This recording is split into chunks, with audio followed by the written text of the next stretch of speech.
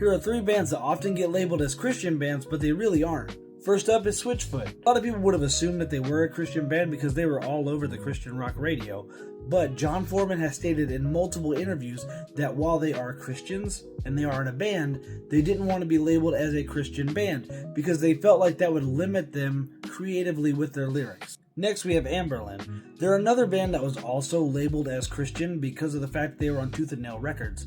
But Stephen Christian has said before that his faith is a lot more complicated than that. He also stated that his faith affects every aspect of his life, but at the end of the day, he's not a preacher, he's just an entertainer.